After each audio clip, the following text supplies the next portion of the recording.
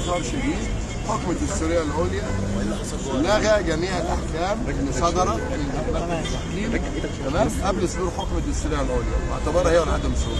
فاللائحة اللي تطبق لائحة مجلس اللي اعتمدت في 31 120,000 واحد واعتمدتها، وراحت اللجنة الأولمبية اعتمدتها وطلع قرار رقم 11 والوزير عمل نشرها في الجريدة الرسمية.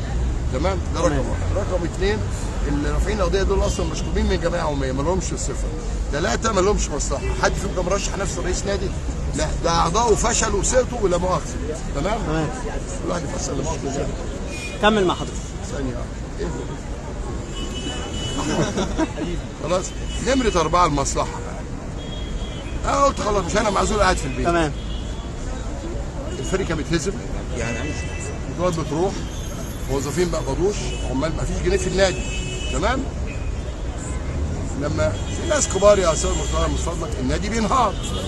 رجعت خلاص الموظفين كلهم قبضوا، العمال، الفرق الرياضيه، فريق الكوره، فريق كل الفرق.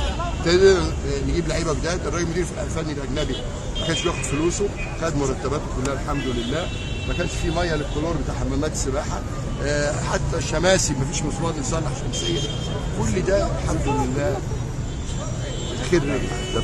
صار دي المصلحه العامه، اللي كنت عايز احقق مصلحه 4 ساقطين فاشلين شغالين دلاديل لممدوح بس مش مشكله. انا قلت المحكمه انا ما عنديش اي مشكله خالص، انا بحترم احكام القضاء وفوق دماغي، حكم اول درجه فوق دماغي، لكن عايز اقول لوزير العدل من فضلك يا وزير العدل في مكانين فيهم غلط، والغلط ده عندي مسجل مش بمستندات بتسجيلات. حضرتك تسمعني من فضلك تاني من فضلك بدل ما نقول الكلام ده. يا جماعه اعظم رئيس نادي في مصر